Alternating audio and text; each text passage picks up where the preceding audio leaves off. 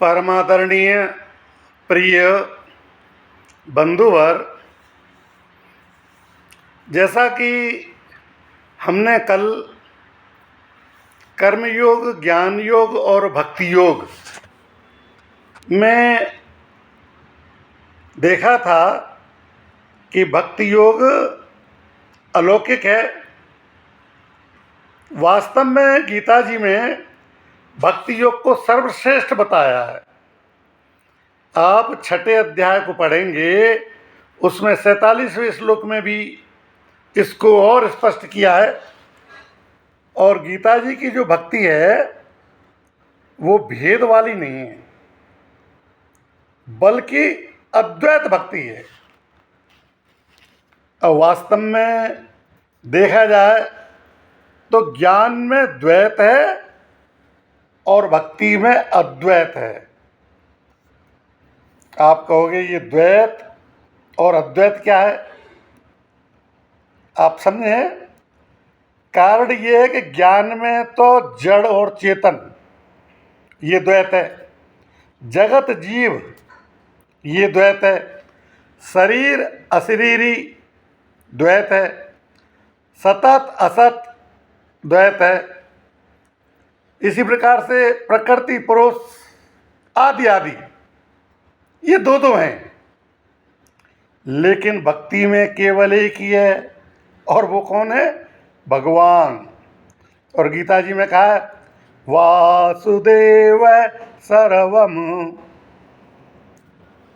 गीता जी के 7वें श्लोक के 7वें अध्याय के 19वें श्लोक में वासुदेव को ही सब कुछ बताया है, भगवान को ही सब कुछ बताया है।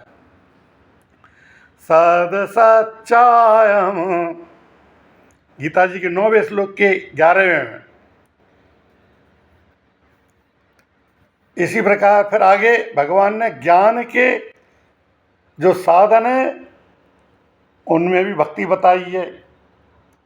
मयि चानन्य योगेन, 13वें अध्याय के 10वें श्लोक में। और गुणातीत होने का उपाय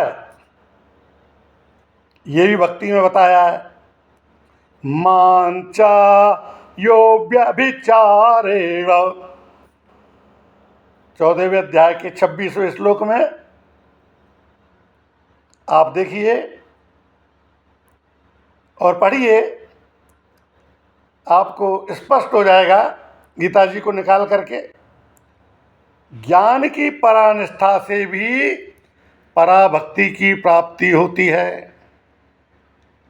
परानिष्ठा से पराभक्ति। मद भक्तिम लभते पराम, 18वें अध्याय के 55वें श्लोक को आप गीता जी में पढ़ के देखिए।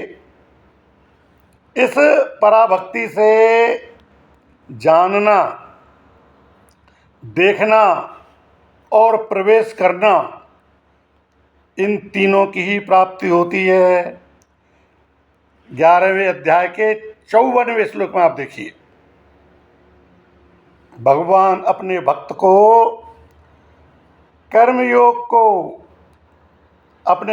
कर्मयोग और ज्ञान योग दोनों की प्राप्ति करा देते हैं। 10वें अध्याय के 10वें और 11वें श्लोक में देखिए, यह बात स्पष्ट हो जाएगी। भगवान ने अपने भक्त को सबसे उत्तम योगी बताया है। सम्मेयुक्त तमो मत, 6वें अध्याय के 47वें श्लोक को आप पढ़िए। ते में युक्त तमा मत, 12वें अध्याय के 2 श्लोक को पढ़िए। संयोगी परमो मत, 6वें अध्याय के 32वें श्लोक को पढ़िए। ध्यान योग में भी भक्ति आई है। युक्त आसीत पर, 6वें अध्याय के 14वें श्लोक को देखिए आप।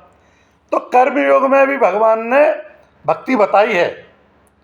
युक्त आसीत पर, इसको फिर दोबारा दूसरे अध्याय के 61वें श्लोक में आप देखेंगे तो भगवान ने सभी योगों में, चाहे वो भक्ति योग है, चाहे ज्ञान योग है, चाहे कर्म योग है, इनमें अपनी भक्ति यानी पारायणता को बताया है और यही भक्ति की विशेषता है। तो आज हमने देखा कि भक्ति योग अलौकिक है और सर्वश्रेष्ठ है। इससे आगे का विवेचन हम आगे करेंगे। जय श्री कृष्णा, राधे राधे। गीता जी का अध्ययन बहुत जल्दी प्रथम अध्याय से प्रारंभ होने वाला है। आप लोगों की सेवा में गीता जी के विवेचन से संबंधित मुख्य बातों को आपके सम्मुख प्रस्तुत करने का प्रयास कर रहा हूँ।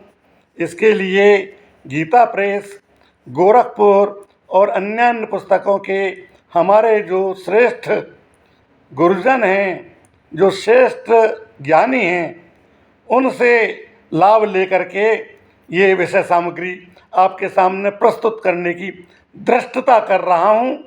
जय श्री कृष्णा।